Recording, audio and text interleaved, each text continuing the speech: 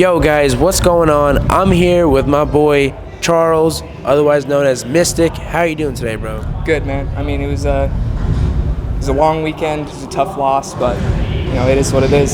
Yeah, so let's start from the beginning. So what do you do? What's your background in Call of Duty and Challengers and all that? Well, I guess I knew pretty early on, towards the end of high school, that I wanted to make COD, my thing. So I competed in Challengers for like 4.5 years, and then I made the switch to coaching it was towards the beginning of Cold War. So I'm recently a coach. It's a new adaptation for me, but I'm enjoying it a lot. Hell yeah. So I think I first met you around like the MW season when, our mutual friend Mitch. Yeah, through Mitch. So shout out Mitch. So like, you were competing, like, loving Call of Duty, and then, we kept in touch, and then you did transition to coaching, and Mitch caught me up with how like successful it was going for you. So, yeah, like that's awesome to see, bro, for real. I'm so happy for you. And let's talk about this event. So who do you currently coach, like with your team? I coach the Toronto North America Academy team at the moment. I started coaching them it was like the first or second weekend of February. This is when I made the switch to the team. Fire. And who's on the roster?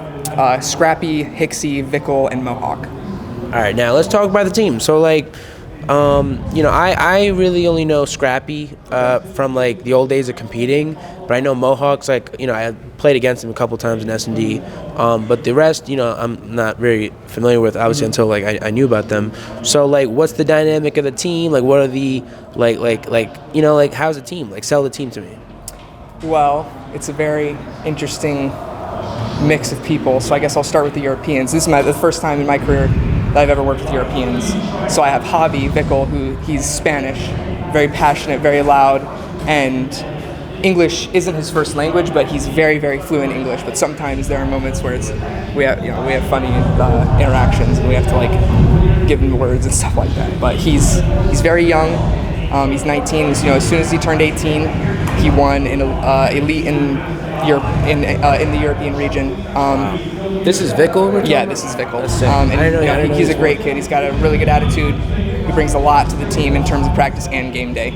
And then Hicksy, very level-headed kid. He learns really fast, and he's got a very good sense of how to be a ratty, intelligent sub-player. And I've learned a good amount about the game from him, and he does a lot to propel our team forward and keep them on the same page on game day. And he's from the States? No, he's from England. I don't know. Yeah, so he's from England, but I don't remember what city. I probably should. No, it's all good. And then we have Mo. So I mean, Mo. Everybody, most North Americans know Mo at this point, at least through S&D. Mo's got a really good attitude. I've had a really good time working with him and learning with him. I've helped him with a lot in game, and he's helped me with a lot. I feel like we have a very mutually beneficial relationship, individually with all the players on my team, where we can be honest with each other and we can help each other and learn from each other.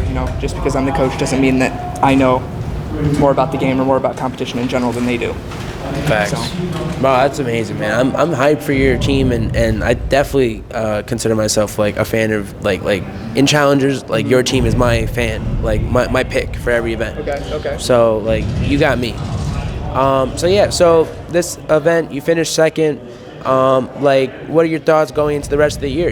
Like, I feel like you guys have won Minnesota. I'm sure you have a ton of pro points, or they're looking great for the rest of the year to at least be invited to everything. So like, how do you like? What are you looking forward to the end of the year, and how would you like to end?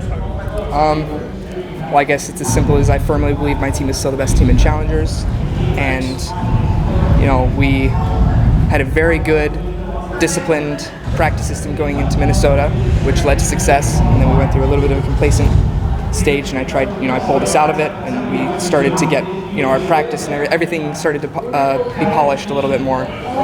But at the end of the day, some sloppy practice leads to sloppy results, and today we made a lot of mistakes that we don't normally make. So it's as simple as making sure that everything clicks on game day.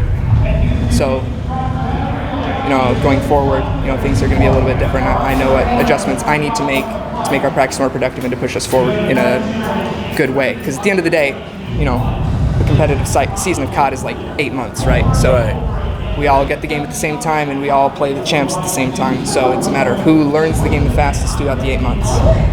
So my goal going into Boston is to just keep pushing us forward. And we didn't play like ourselves today, and that's because of sloppy habits. So it comes back to me needing to structure our practice more. Amazing, bro. No, I love the insight, dude. That's what we live for, So last question, and I'm forgetting the question. I'm so terrible at this.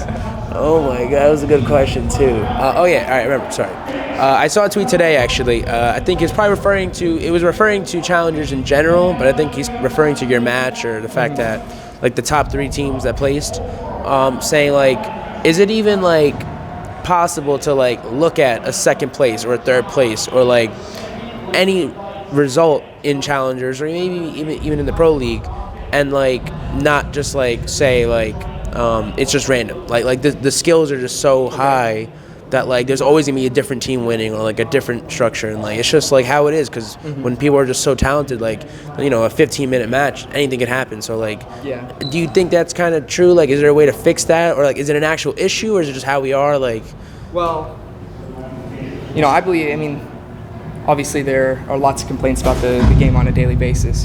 Sure, on a competitive level, on a casual level, all throughout. But I still believe that there is a pretty high, team gap to this game, right? There are a lot of things that my team has perfected and we can consistently do, right? We'll consistently break a hill in the same way every time, and if we're able to replicate certain situations like that, it makes the game a lot easier. Wow. And today, going into this rep, there are some things that just didn't click, and we weren't making the plays that we normally do, and we weren't communicating the way we normally do. So it was, we weren't able to click on a team level today. And we definitely, we were the better team in the first best of 5, but we were not the better team in the second best of 5. That's just how it is with winners, man. You lost early, it was unfortunate, and then you just deal with the cards you're dealt. Yeah, we just gotta grind through it. Yeah, man. Well, I appreciate the interview, bro. If you guys want to check out Charles, you're at still Mystic, right? Yeah, Mystic with a V instead of an I. Perfect. Mystvc. Yep, and he's great. And if you want to find a team in challengers to root for, I highly suggest them. They have a great story, and like something about them is very like magical. And I definitely think if y'all were like a 13th pro team, like CDL team, y'all would be so competitive with the rest. So yeah, definitely check them out, and we'll see you guys later.